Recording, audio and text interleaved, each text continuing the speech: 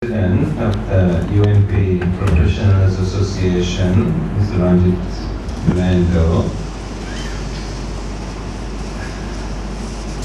Provincial Council member and organizer, Negombo, Mr. Royce Vijita Fernando, Mr. Damika Fernando, Mr. Sunil Pereira, Mr. Ajit Veerasinghe, Mr. Walter Fernando, and friends.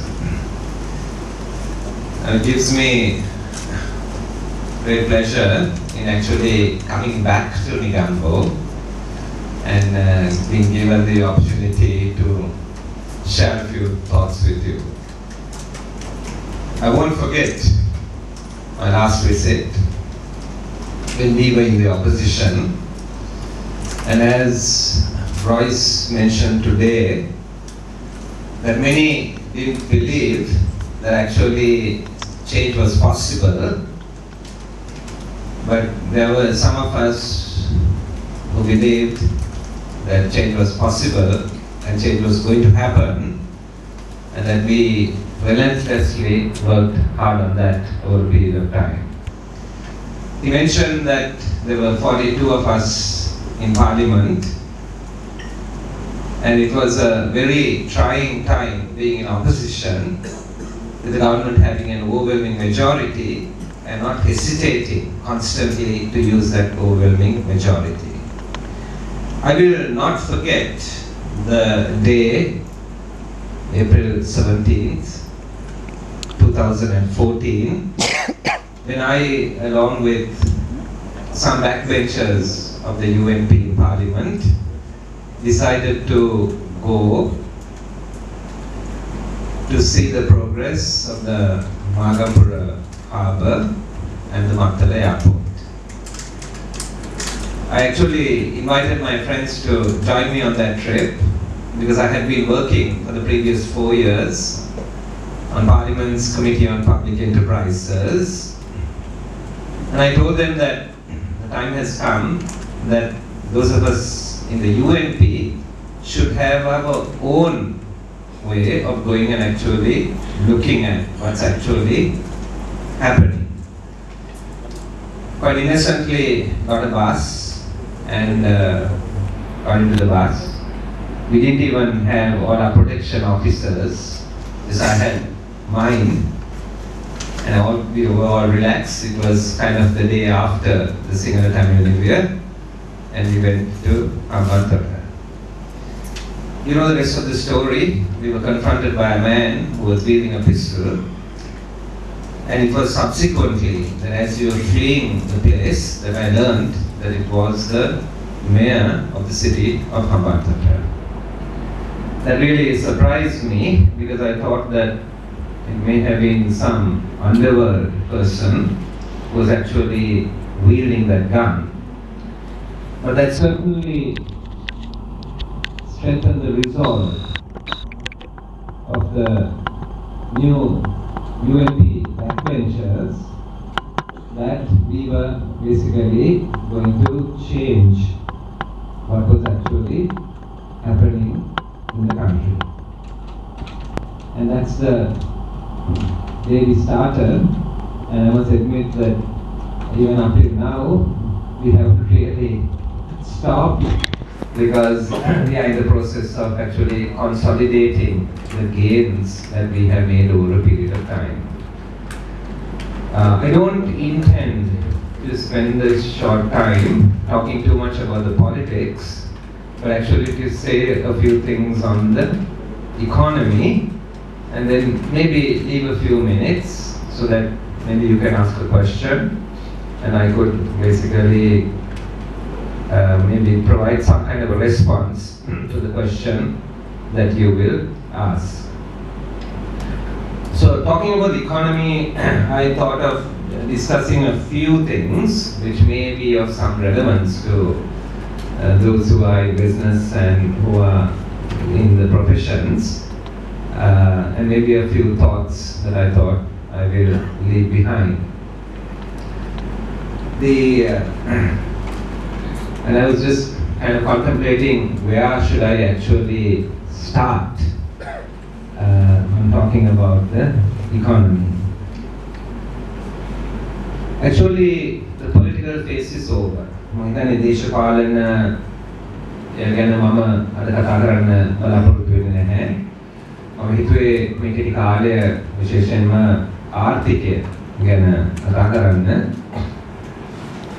ඉන්නතුව අපි විනාඩි කිහිපයක් ගන්න පුළුවන්. ප්‍රශ්න අහන්න තියෙනවා නම් අහන්න. මම මේකට ප්‍රතිචාරයක් දක්වන්න.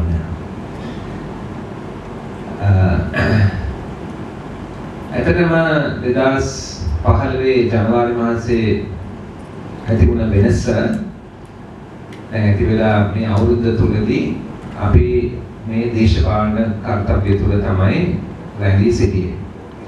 ජනාධිපති වෙනස් වුණා.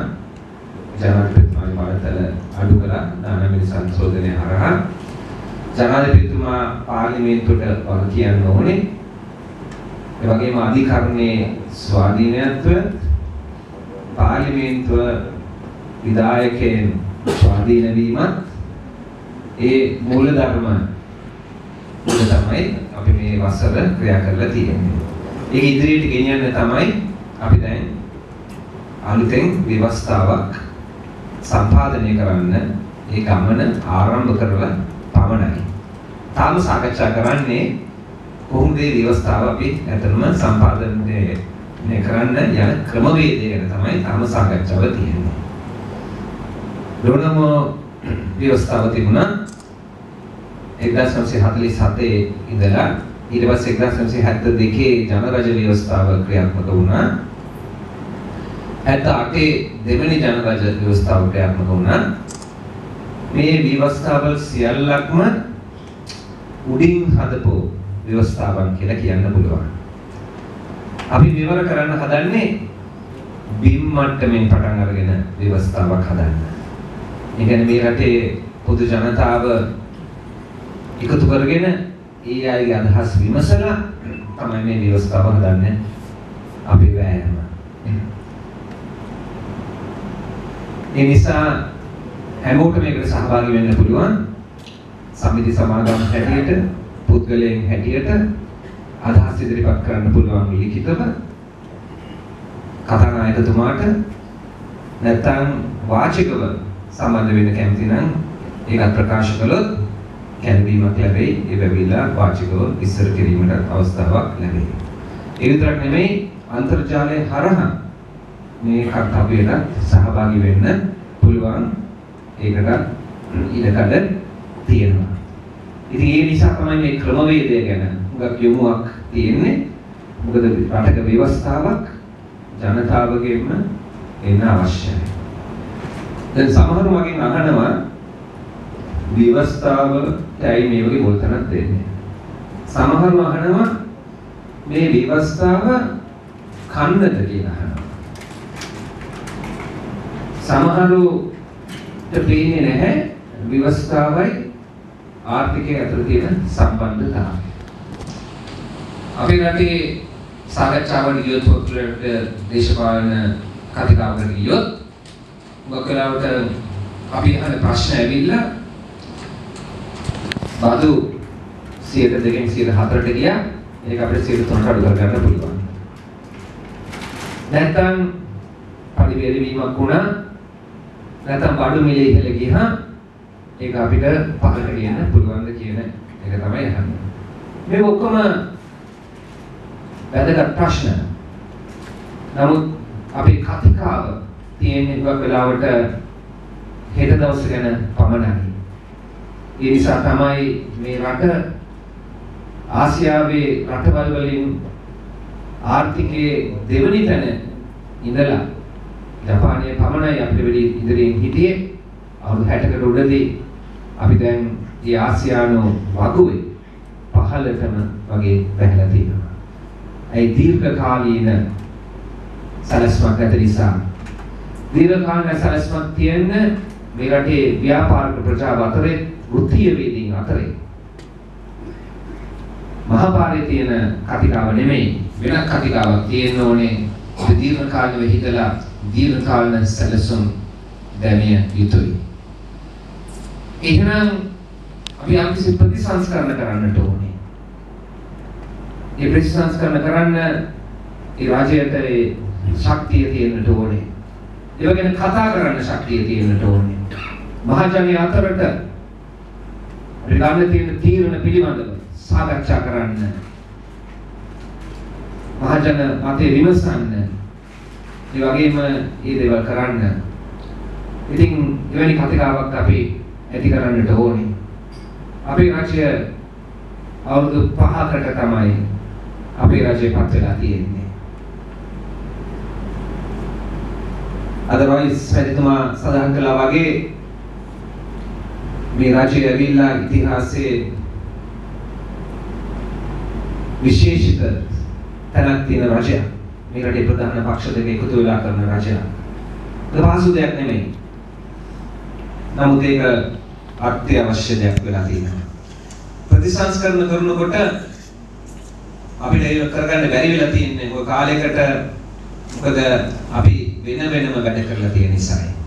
ඒ නිසා තමයි මෛත්‍රීපාල සිරිසේන ජනාධිපතිතුමාත් රනිල් වික්‍රමසිංහ අග්‍රාමාත්‍යතුමාත් එකඟ වෙලා එකතු වෙලා තමයි මේ වගේ හවුල් රජයක් සභා ආණ්ඩුවක් පිටවන්නට තීරණය කරලා අපි මේ ගමන යන්නේ. මේ කාලය තුල තමයි මේ ප්‍රතිසංස්කරණ අපිට කරන්න වෙන්නේ. එකක් වැදගත් එකක් තමයි ව්‍යවස්ථා සම්පාදනය කිරීම. නමුත් අනිත් දේවල් වලට ප්‍රතිසංස්කරණය කරන්න වෙනවා. උදාහරණයක් හැටියට මම අද උදේ මේ කතාව කිව්වා. මම මේ කතාව මෙතනත් කියන්නම්. මම කිව්වා ගිය සතියේ ශිෂ්‍යයන් වගේක් පහරට බැහැලා උද්ඝෝෂණය කළා. මම ගිහිල්ලා ඇහුවා මොන ගැනද උද්ඝෝෂණය කරන්න කියලා. එයා කිව්වා අපි විරුද්ධයි. අධ්‍යාපනය ඇවිල්ලා වෙළඳ භාණ්ඩයක් නෙමෙයි. අධ්‍යාපනය විකුණනවට අපි විරුද්ධයි කියලා. මම කිව්වා මමත් විරුද්ධයි. අධ්‍යාපනය වෙළඳ භාණ්ඩයක් නෙමෙයි. ඒ නිසා නිදහස් අධ්‍යාපනයක් තියෙන්න ඕනේ. අපේ රාජ්‍ය කැප වෙලා ඉන්න වැඩියෙන් අධ්‍යාපනයට ආයෝජනය කරන්න. අපිට මේ අවුරුදු 10ක 20ක ගැන හිත ප්‍රශ්න එක අයවැයකින් විසඳන්නට බෑ. මේ රට හරි මාර්ගයට දාන්න වසර 10ක්වත් යයි. නමුත් මේ පළවෙනි අවුරුදු 5ේදී අපි සෑහෙන දේවල් කරන්නට ඕනේ. මේ පළවෙනි අවුරුදු 5ේදී බියක් තියාගෙන ජයග්‍රහණය කරන්නට බෑ. බියක් තියාගෙන අපි බිය පහ කරන්නට ඕනේ. බිය පහ කරලා පැහැදිලිව මේ අවුරුදු 5 තුළදී අපි වෙනසක් කළොත් මට නම් කිසිම බියක් නැහැ. අපි රජේ නැවත පත් වෙන එක ගැන අපි හරි තීරණ ගත්තොත් හරි දේ කළොත් අපි කළ යුතුමයි. ඉතින් ඒ ශිෂ්‍යයන් ඊට පස්සේ කිව්වනේ අපි විරුද්ධයි. මේ පුද්ගලික වෛද්‍ය පීඨයකින් ඒ ළමයිට පුහුණුවක් දෙන්න යනවලු රජේ රෝහල් වල ඒකට අපිට විරුද්ධයි කියලා. මම වෙයි විරුද්ධ කියලා. මොකද ඔබ දන්නවා විශේෂයෙන්ම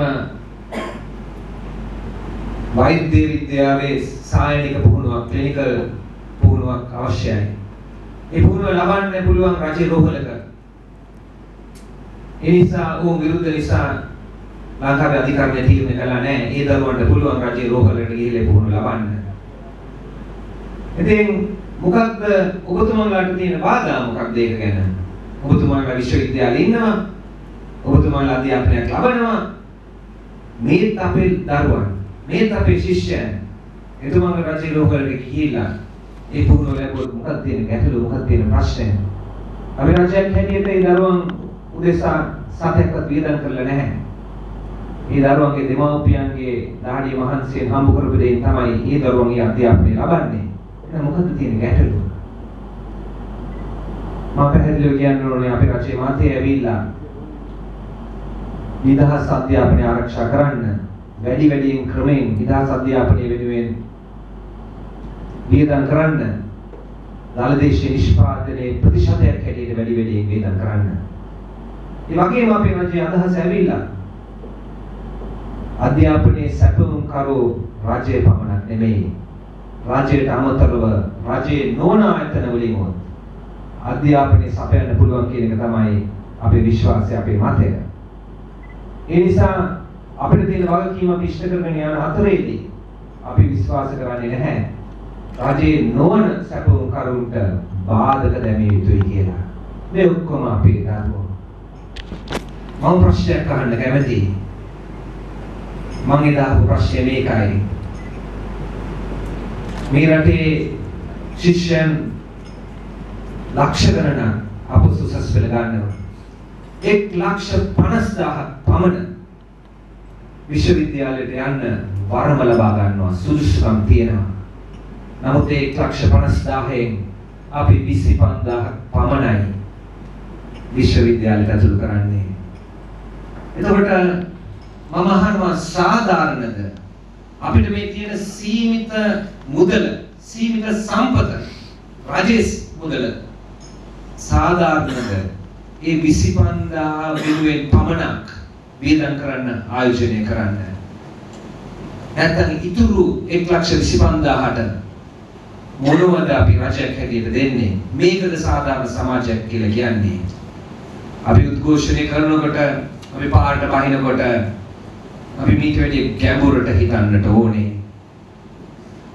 ඒ නිසා මේ වැඩි ප්‍රතිසංස්කරණ ගැන අපි කතා කළ යුතුයි. මේ රට අපි වෙනස් කරන්න යනවනම් අපිට බය වෙලා මේව කරන්නට බෑ. අපි මේ විරුද්ධව කතා කරන්න ඕනේ. කිසිම රජයකට අම්මගේ අපේක්ෂාව, දරුවා ගැන තියෙන අපේක්ෂාව, අධ්‍යාපනය ගැන, දියුණුව ගැන, හොඳ රැකියාවක් ගැන, ඉහළ ආදායමක් ගැන කිසිම රජයකට පමණක් ඒක ඉෂ්ට කරන්නට බෑ. නමුත් අනිවාර්යයෙන්ම රජයක් ඒවට බාධක නොදැමිය යුතුයි. ඒවා නිදහස් කළ යුතුයි. අපේ රජයක කරන්න කැප වෙලා ඉන්නවා. ඒ අධ්‍යාපනයේ යම් කිසි ප්‍රතිසංස්කරණ අවශ්‍යයි කියන එක සම්පූර්ණයෙන්ම පැහැදිලි. මෙතන ව්‍යාපාරික ප්‍රජාව ඉන්න නිසා මම කැමැති අපනයනය ගැනත් යමක් කියන්න. I want to talk a few minutes also about exports. As you know, exports have been coming down for a long time, for the last 15 years, from about 30% of GDP. It's down to less than 15%, maybe 14% of GDP. If we are to maintain our living standards and to see the living standards go up, there's no question that we have to continue to export. But exports have been coming down. There's been much debate and talk about an export-import bank, an Exim bank. This is not something that we have to get into in a hurry or unadvisedly, but we have to get into it carefully, because any new bank will require large sums of capital. But the basic logic behind the idea is a very sound one. That is, that if we are going to increase our exports, we need to look for new markets. We need to look for new products. And we need to look for new companies. In a developed country, about 30 to 40% of all its exports go out of small and medium industries. According to a research company, Verity Research, they say that from Sri Lanka, only 5% of Sri Lanka's exports go out of small and medium companies. The 95% go out of large companies. If I were to put it another way, we inherited a plantation economy, or the structure of a plantation economy. Nothing has changed in 60 to 70 years. We still have the same structure. It is the export structure of a poor country. But we call ourselves now a low-income, middle-income country. So the export structure has to change. We have to have small companies and medium-sized companies actually exporting. You go to a chamber, maybe it's in Negombo, maybe it's in Colombo, and often you hear the same things being said. Oh, what can we do with our tea? Maybe we should value add. What can we do with our rubber? We should value add. I heard that as a student, and I'm still hearing the same thing. While we need to certainly do that, I think Sri Lanka's future is in its younger generation. We just need to create the environment. What is going to be Sri Lanka's next big export? We've had only two really big industries developing over the last 30 years. One was the garments industry, and the other was the information technology industry. And we're glad for it. But that alone won't do, we need much more diversification. And if you ask me the question, what are those industries going to be? Where is it going to come from? I really don't know the answer. But what I can say is this, that if we create the environment, it's the next generation that's actually going to create it. It's going to be based on knowledge and technology. The greatest resource we have in this country is our young people. That is why education becomes important. That is why investment in education becomes important. That's what's going to give us the advantage over our closest neighbors. And therefore, we need to invest in education. Excellence is so vital. I'll give you an example. මම උදාහරණ දුන්නාම ඔබට පැහැදිලි වෙයි මම කියන කරුණ. 1995 වියට්නාමය අපනයනය කරපු ප්‍රමාණය ලෝකයට ජාත්‍යන්තරයට ඩොලර් බිලියන 5යි. ඩොලර් බිලියන 5යි. ලංකාව 1995 දී ලෝකයට අපනයනය කරපු ප්‍රමාණය ඩොලර් බිලියන 3.3යි. ඩොලර් බිලියන 3.3යි. ගිය අවුරුද්දේ ලංකාව ලෝකයට අපනයනය කරපු ප්‍රමාණය 3.3 ඉඳලා ඩොලර් බිලියන 11.5ට ගියා. ඩොලර් බිලියන 11.5ට. වියට්නාමයේ ගිය අවුරුද්දේ ජාත්‍යන්තරයට අපනයනය කරපු ප්‍රමාණය ඩොලර් බිලියන 5න් ඩොලර් බිලියන 150ට ඉහළ ගියා. මම වියට්නාමයට ගියා අවුරුදු 10කට උඩදී. මම එදා වියට්නාමයේ දැක්කා. අපිට වැඩි පිටිපස්සෙන් හිටියේ.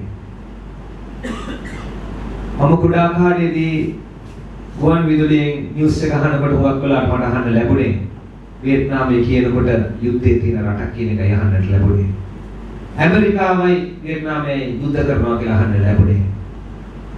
යුද්ධය අවසන් වුණා. කෙටි කාලයකින් ඒ රට වෙනත් තැනක් ආර්ථික ලෝකේ වෙනත් තැනක් හිමි කරගෙන තියෙනවා. ඇයි එහෙම වෙලා තියෙන්නේ? හරි තීරණ ගන්න ඕනේ. බිය නැතුව හරි තීරණ ගන්න ඕනේ. රටක් ඉදිරියට ගෙනියන්න නම්. වියට්නාමය වෙනද කිවිසුම් ගෙවුව යුරෝපයේ එක්ක. ඊට පස්සේ අන්තර් පැසිෆික් ඒ කිවිසුමට ඇතුළු වුණා. ට්‍රාන්ස් පැසිෆික් පාර්ට්නර්ෂිප් කිවිසුමට ඇතුළු වුණා. රටවල් 11ක ඉන්න ඇමරිකාව ඇතුළව බදු 1800ක් එකවරම අයින් වුණා.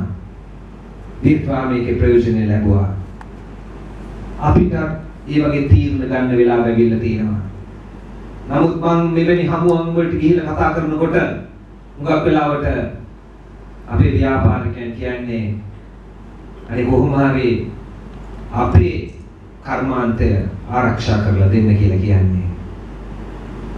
ඒ නිසා වෙනද කිවිසුම් වලට අතුල් වෙන්න එපා කියලා කියන්නේ. මෙතන මේක මගේ ආයතනය ගැනවත් මගේ කර්මාන්ත ශාලාව ගැනවත් නෙමෙයි. මම දැන් කතා කරන්නේ ලංකාවේ අනාගතය ගැන. මේක වෙනස් කරන්නට නම් අපි බිය පහ කරගෙන තරඟ කරන්න පුළුවන් විදියට අපි ක්‍රියා කරන්න වෙනවා. ඉන්දියාවේ එක්ක වෙනද කිවිසුමේ මොකක් ඔයාලට ඇවිල්ලා කිව්වා අපි ඉන්දියාවට ගනුදෙනු කරන්න අමාරුයි. ඉන්දියාව මොකක් බාධක දානවා. මේක ඇත්ත ඉන්දියාව බාධක දානවා. අපි ඒක තරඟ කරනකොට non-tariff barriers that India uses non-tariff barriers to discourage our exports. I hear you and I understand your concern, but we have to become more creative. How are we going to overcome it? In the next 20 years, India is going to be the largest, fastest growing economy probably in the world. It's only 25 kilometers away. Are we going to ignore the fastest growing market in the world, which is 25 kilometers away? That's not real. By putting protective barriers around ourselves, we are not going to grow, we're just going to miss another opportunity. We have to think constructively. It's possible. India is a huge continent. We only need 3 states in India. 3 states in India, Karnataka, Gujarat, and maybe one other state in India will give the population or the market 10 times that of Sri Lanka. And we just need to get into understandings and to clear all the obstacles so that we could freely trade. It's the same with the rest of the world.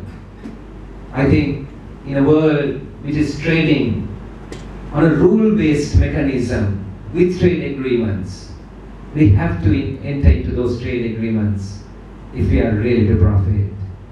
We have to change this. We must export everything apart from our labor. අපිට අපනයනය කරන්න පුළුවන් සියල්ලක්ම අපි අපනයනය කළ යුතුයි. අපේ ශ්‍රම බලකාය හැර. මම නම් ඇත්තටම මගේ රට ගැන හිතනකොට මට දුකක් ඇති වෙනවා. අපි මොනවද කරලා තියෙන්නේ අපේ ශ්‍රම බලකාය අපනයනය කරනවා. අපේ අම්මලා අක්කලා නංගිලාව පිටරට එවනවා වැඩ කරන්න අනාරක්ෂිත රටවල් වලට. අපි මේක වෙනස් කළ යුතුයි. මම දේශපාලකෙක් හැටියට අර මගුල් ගෙට මරණ ගෙට යන්න ඕනේ කතාව මේක ඇත්තක් තියෙනවා. මන්ත්‍රීතුමනි මරණ ගෙවල් වලට යනකොට හරිම දුකයි.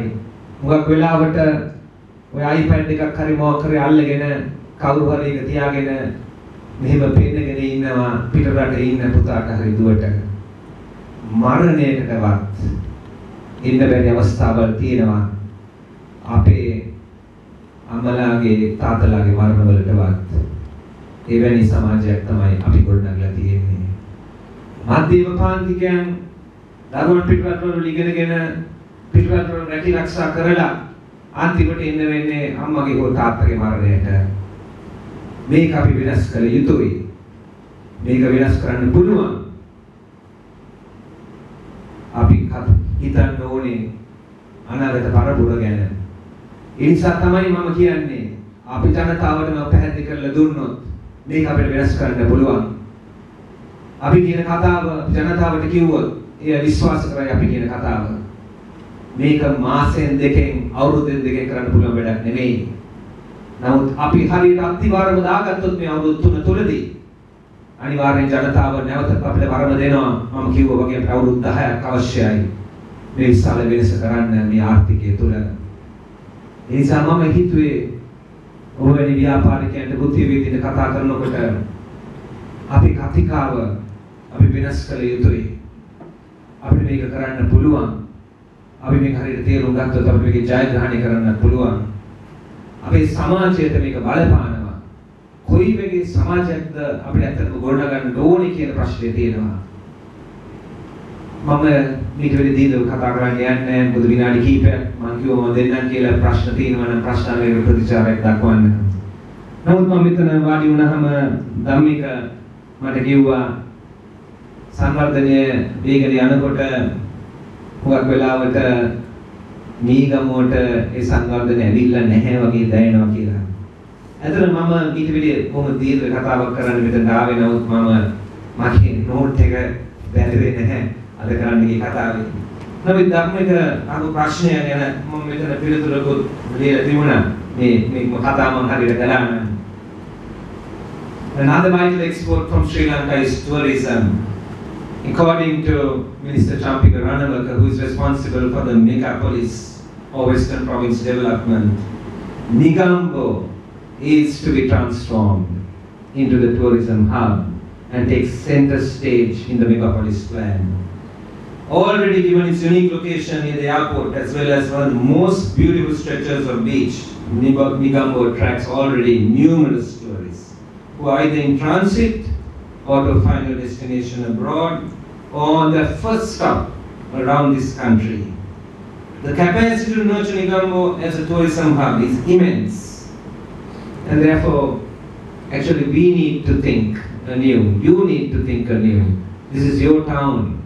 You need to think anew.